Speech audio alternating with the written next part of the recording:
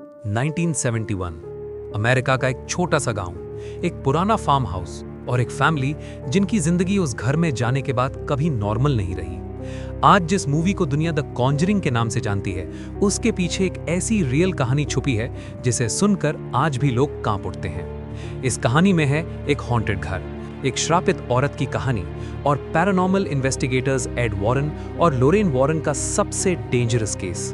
लेकिन सवाल है, क्या सच में वो घर हॉन्टेड था या फिर सब एक इल्यूजन था? आज हम जानेंगे द कॉन्जरिंग की असली कहानी डिटेल में। 1970 अमेरिका में एक सिंपल फैमिली रहती थी। उस फैमिली के हेड थे रॉजर पैरन और उनकी वाइफ थी कैरोलिन पैरन। रॉजर एक हार्ड वर्किंग आदमी थे। वो अपनी फैमिली को एक बेटर लाइफ देना चाहते थे। कैरोलिन एक केयरिंग मदर थी जो अपनी 5 बेटियों की बहुत केयर करती थी। उनकी बेटियां थीं एंड्रिया, नैन्सी, क्रिस्टीन, सिंडी और सबसे छोटी अप्रैल। उनकी लाइफ बिल्कुल नॉर्मल थी। सुबह बच्चे स्कूल जाते, रॉजर काम पर जाते और कैरोलिन घर संभालती। शाम को पूरी फैमिली एक साथ डिनर करती। कभी कभी वीकेंड पर सब लोग आउटिंग पर जाते। सब कुछ बिल्कुल परफेक्ट लगता था। लेकिन रॉजर और कैरोलिन का एक बड़ा सपना था। वो चाहते थे कि उनके बच्चे सिटी की भीड़ से दूर नेचर के पास पड़े हों। इसीलिए वो एक बड़ा फार्म हाउस खरीदना चाहते थे। एक ऐसा घर जहां खुला फील्ड हो, जहां बच्चे खेल सकें और जहां पूरी फैमिली एक पीसफुल लाइफ जी सके। 1971 में उन्हें फाइनली एक ऐसा घर मिल गया। एक पुराना फार्म हाउस जो था हैरिसविल के एक क्वाइट रूरल एरिया में। घर बहुत बड़ा था, 200 साल पुराना फार्म हाउस और काफी सस्ता भी। रॉजर और कैरोलिन को लगा कि उन्हें एक परफेक्ट डील मिल गई है। उन्होंने बिना ज्यादा सोचे समझे वो घर खरीद लिया। 1971 की ठंडी विंटर की एक सुबह एक ट्रक धूल भरी रोड पर धीरे धीरे बढ़ रहा था। ट्रक में फर्नीचर और सामान भरा हुआ था और उस ट्रक के पीछे कार में बैठी थी कैरोलिन पैरन और उनकी 5 बेटियां। ड्राइवर सीट पर थे रॉजर पैरन। वो सब जा रहे थे अपने नए घर की तरफ, एक पुराना फार्म हाउस जो था हैरिसविल के एक क्वाइट रूरल एरिया में।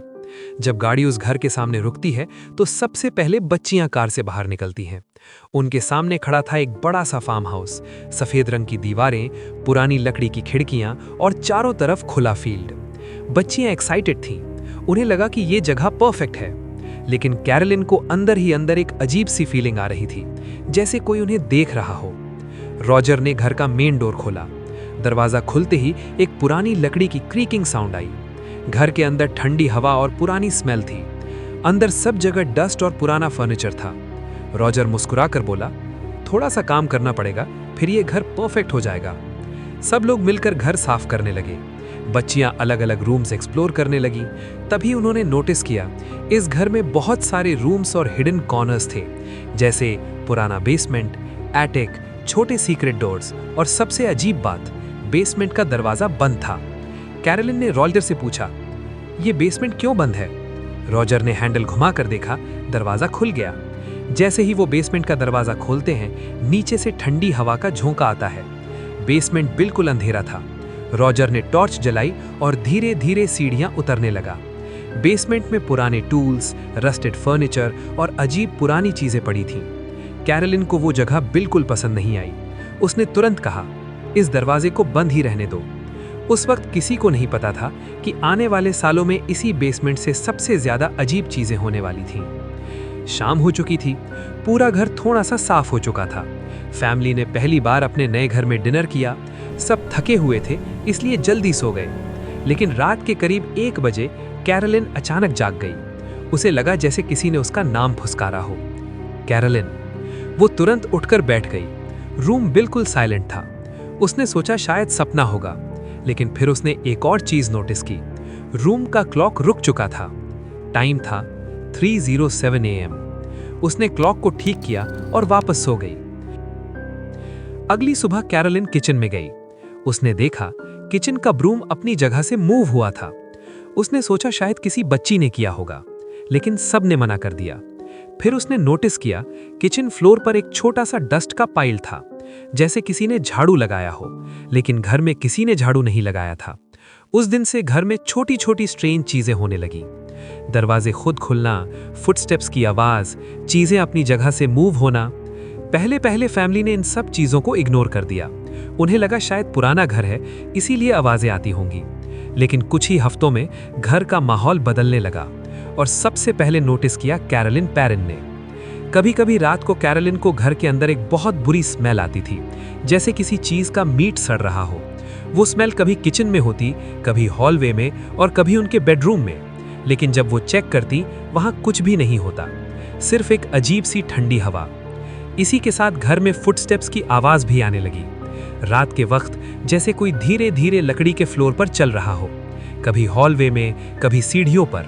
रॉजर अक्सर टॉर्च लेकर चेक करता, लेकिन घर में कोई नहीं होता। एक दिन आफ्टरनून में कैरोलिन किचन में काम कर रही थी। तभी उसने देखा किचन का चेयर धीरे धीरे अपनी जगह से मूव हो रहा है, जैसे किसी ने उसे पुश किया हो। कैरोलिन बिल्कुल फ्रीज हो गई। रूम में कोई नहीं था और फिर चेयर रुक गई। उस दिन के बाद घर के दरवाजे खुद खुलने और बंद होने लगे। कभी बेडरूम का डोर खुल जाता, कभी एटिक का डोर खुल जाता, और सबसे अजीब था बेसमेंट का दरवाजा। कभी कभी वो रात को खुद खुल जाता। पैरन फैमिली की बेटियां भी अब अजीब चीजें नोटिस करने लगी। सबसे छोटी बेटी अप्रैल कहती थी कि उसका एक इनविजिबल फ्रेंड है। वो कहती थी, मॉम, एक लड़का मेरे साथ खेलता है।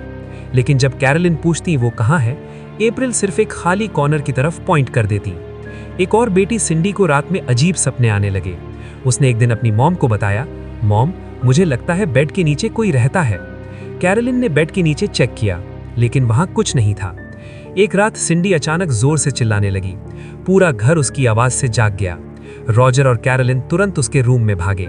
सिंडी बेड के कोने में बैठी कांप रही थी। उसने रोकर कहा, मॉम, मैंने उसे देखा। किसे? सिंडी ने धीरे से कहा, एक औरत। वो मेरे बेड के पास खड़ी थी। उसका फेस बिल्कुल नॉर्मल नहीं था और वो मुझे घूर रही थी। उस रात के बाद घर का माहौल और भी हैवी हो गया। सबसे स्कैरी चीजें होने लगी कैरोलिन पैरन के साथ। एक सुबह जब वो उठी, उनके बॉडी पर 3 गहरे स्क्रैचेस थे, जैसे किसी ने नेल से मार्क किया हो। उन्होंने रॉजर को दिखाया, लेकिन उन्हें समझ नहीं आया ये कैसे हुआ। कैरोलिन को अब अक्सर फील होता जैसे कोई उन्हें पुश कर रहा हो। कभी कभी उन्हें लगता कोई उनके कान के पास विस्पर कर रहा है। और एक दिन जब वो बेसमेंट के पास से गुजर रही थी, उन्हें अचानक फील हुआ जैसे कोई उन्हें सीढ़ियों से नीचे ढकेलना चाहता हो। तब कैरोलिन को रियलाइज हुआ, ये घर नॉर्मल नहीं है, इस घर में कोई और भी है। और यही वो मोमेंट था जब पेरेंट फैमिली ने डिसाइड किया कि उन्हें हेल्प लेनी होगी। और इसी डिसीजन की वजह से उनकी मुलाकात होने वाली थी दुनिया के famous paranormal investigators Ed Warren और लोरेन वॉरेन से। जैसे ही लोरेन घर के अंदर आई, वो कुछ सेकंड्स के लिए रुक गई। उसने धीरे से कहा, इस घर में बहुत सारी स्पिरिट्स हैं। लोरेन एक क्लैरावॉयंट थी। वो कहती थी कि वो स्पिरिट्स की एनर्जी फील कर सकती है। उसने तुरंत नोटिस किया कि घर में सिर्फ एक स्पिरिट नहीं, बल्कि कई अलग अलग स्पिरिट्स मौजूद हैं। लेकिन उनमें से एक स्पिरिट सबसे ज्यादा पावरफुल और डेंजरस थी, और वो स्पिरिट टारगेट कर रही थी कैरोलिन पैरन को। वॉरेन्स ने घर का डिटेल इन्वेस्टिगेशन शुरू किया। उन्होंने पुराने डॉक्यूमेंट्स और हिस्ट्री चेक की। तब उन्हें पता चला कि ये फार्म हाउस 200 साल से भी ज्यादा पुराना है और यहाँ पहले कई फैमिलीज रह चुकी थी। लेकिन हिस्ट्री में एक नाम बार बार सामने आता था, बैथशेबा शर्मन, एक औरत जो 1800s में इसी एरिया में रहती थी। लोकल लेजेंड्स के मुताबिक उस पर विचक्राफ्ट का एक्यूजेशन था।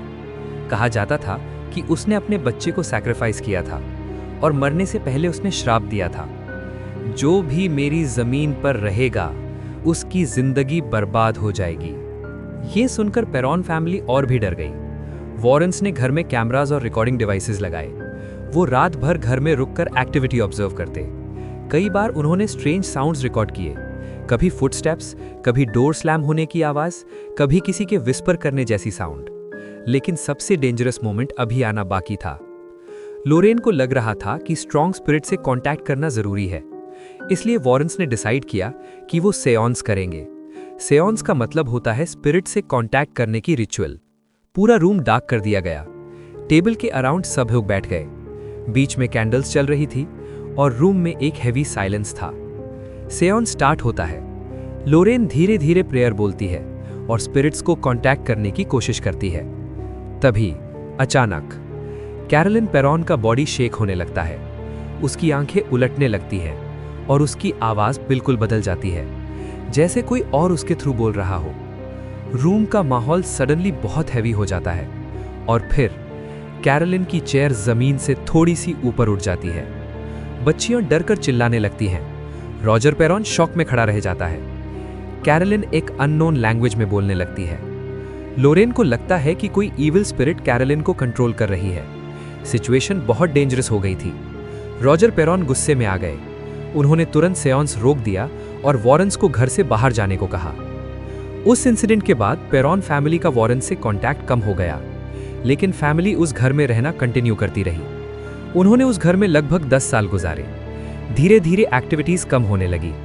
1980 में पेरॉन फैमिली फाइनली उस घर से मूव हो गई।